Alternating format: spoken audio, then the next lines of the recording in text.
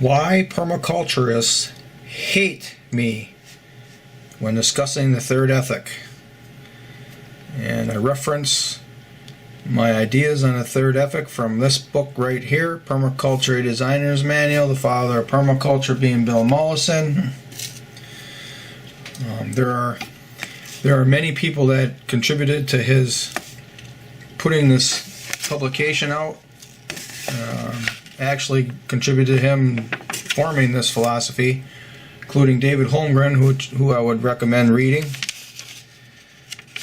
But David Holmgren kind of goes off into a political direction with permaculture as well. Now I want to show you this book here before I do anything. This book is broke. I think he's paid all that money. Man, you think these people here would have put together a book that wouldn't fall apart so easy.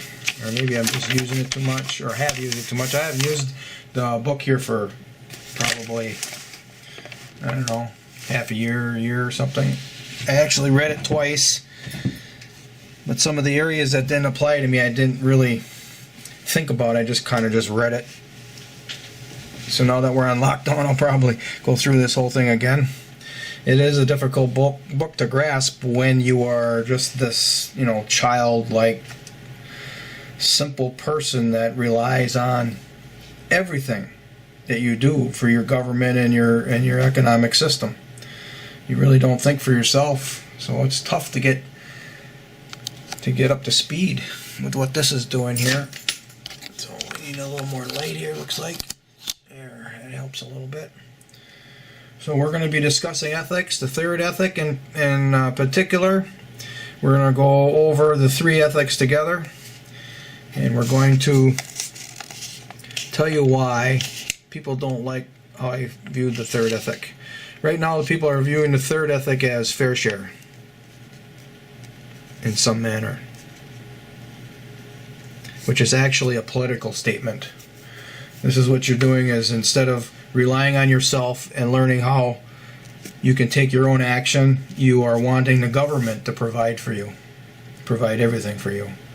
So I am absolutely opposed to using the word fair share. I am opposed. Better put that down. Sometimes somebody in the future might look at this and say, oh, look at this guy was a fair share guy. Well, I'm not a fair share guy, okay? There's my first point for why a lot of people hate me for discussing the third ethic. We're going to go to chapter 1, second paragraph. We want to touch on something right before that. This is permaculture design philosophy, and we have to look at this and deeply think about. The prime directive of permaculture is the only ethical decision is to take responsibility for our own existence and that of our children. This isn't about asking the government to do it. Some socialist nirvana. They're going to make everybody be this way. You have to do it on your own. Okay, you come up here to the sentence that I highlighted. To accept only personally responsible decisions. Okay, let's read this whole sentence. A person of courage today is a person of peace. The courage we need is to refuse authority and to accept only personally responsible decisions. On to the three ethics. I don't have a studio, so we're just dealing with what I got here. 1.2 Ethics. We will discuss all three ethics and highlight points in the material thereafter. So we're going to read the whole paragraph here of ethics. In earlier days, several of us researched community ethics as adopted by older religious and cooperative groups. And the reason why he went into this is because many of these cooperative groups were centuries long, lasting, long-lived. Okay, they were seeking for universal principles to guide our own actions. Own actions. Not our government's actions, our own actions. This is what permaculture is about. It's not about changing the government, it's about changing us, changing you. Although many of these guidelines contained as many as 18 principles, and that's where you can go to David Holmgren. I mean, he outlines all, I think his is mostly 12, but he really digs into principles and breaks it all apart and explains it very well.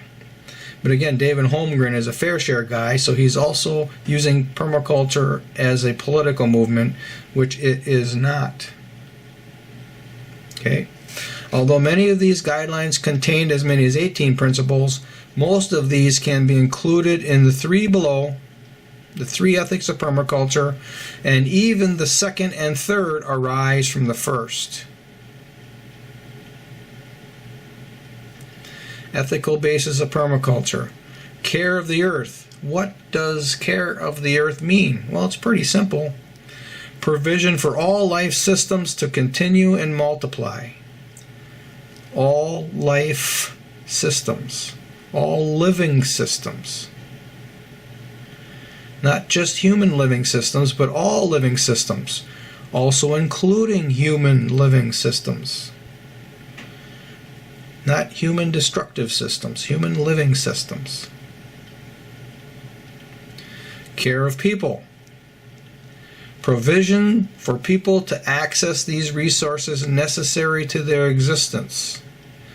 That is the second and third arising from the first, so we have to go back to the first. If we don't have living systems, we won't have resources necessary for our existence.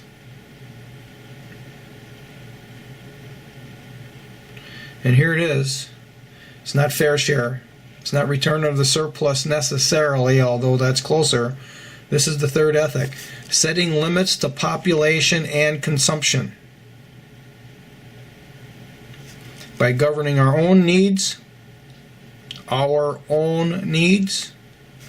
we can set resources aside to further the above principles. Let's dig into this a little more. Setting limits to population and consumption. We can go back to the Prime Directive to find out what exactly that means. This is what I think the third ethic actually means.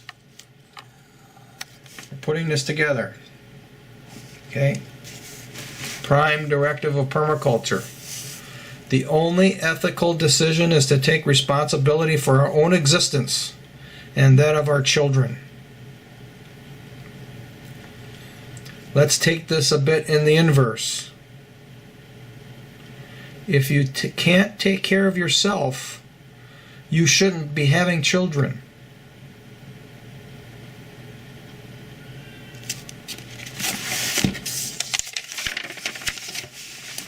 Back to the third ethic.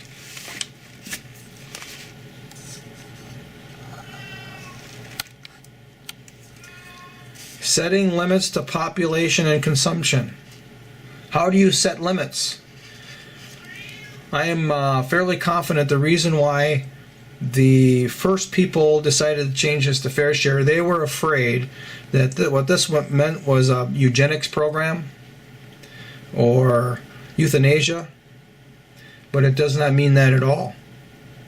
Does not mean it at all. If you go back to care to people, we're not going to be euthanizing or selecting for genetics in some manner or another. We just aren't going to do it. So it doesn't mean that. Setting limits to population and consumption is right here in the Prime Directive. The only ethical decision is to take responsibility for our own existence, and that of our children.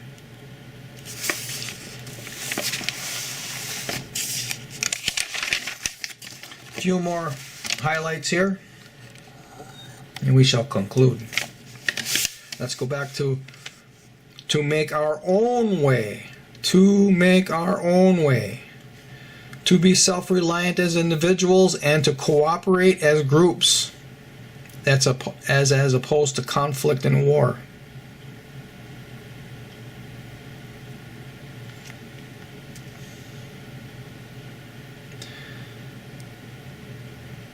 Most conflicts I find lay in how such questions are asked, and not in the answers to any question.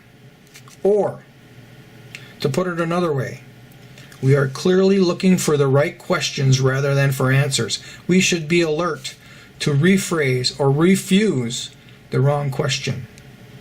I just had a question on Facebook asking me to choose between Sanders and Trump. That's the wrong question.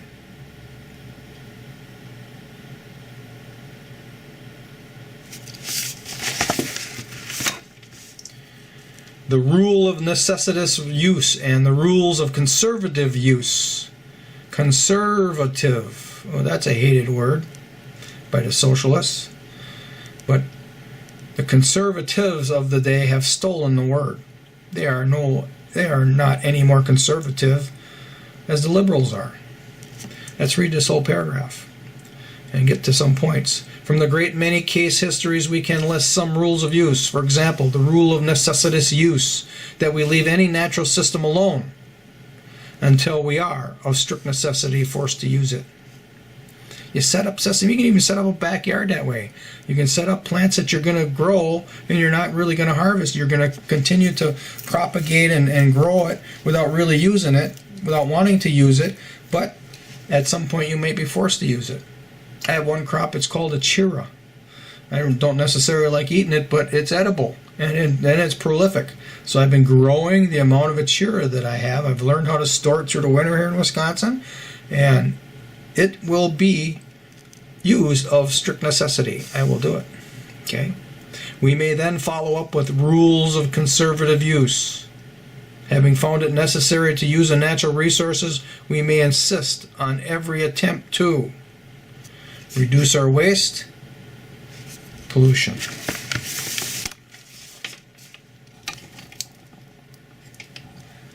Thoroughly replace lost minerals. Do a careful accounting. This is where this fits in, where he talks about you should think for 100 hours for every 1 hour of action. You got to think about all of the consequences, unintended consequences. Try to figure out the unintended consequences of your action. And if you do that, I have never thought for 100 hours on anything I've done, but I've definitely lengthened out my thought process here before I go do something, and it'll save a lot of rework in the end. Make an assessment of the long term. This is what most people have a problem with. Most people have a problem with this. They can't do it. They've been so used to an easy life being taken care of, they can't look at the negative side. They can't. They want to continue to be happy. They got those happy juices in their brain, or chemicals in your brain that make you happy, and you don't want to slow them down. You want, in fact, you not only not want to slow them down, you want to speed them up, and this slows down that process. But we have to think about it. We have to make these assessments, long-term, negative, biosocial effects on society, and we need to act to buffer or eliminate these. Let's come down here. Here we observe a general rule of nature that cooperative species and associations of self-supporting species make healthy communities. Such lessons lead us to a sensible resolve to cooperate and support roles in society, to foster an independence which values the individual's contributions rather than forms of opposition or competition. When you got the hierarchy, you got the hierarchy right here. You got most of the people here in the bottom, they all want to go to the top. And as they get to the top, there's less room, so there's competition for that. Conflict. To get to the top, you have to be one conflicting person. Right there, that's hierarchy. That's what socialism is. That's what communism is. That's what capitalism is. That's what fascism is. It's all about this pyramid right here. Hierarchy. Permaculture is not about hierarchy. It's about valuing individuals' contributions.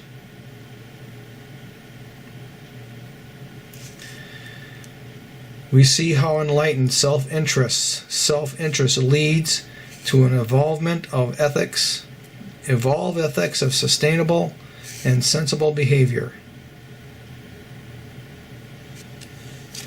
That's it. That's what it's all about right there. Okay. So, put this camera away because that's long enough for a video like this. And I really appreciate you watching. If you can get past the third ethic, then the rest of this manual becomes clear as day. You have to do it on your own, and this manual is instructions as to how. Thanks for watching.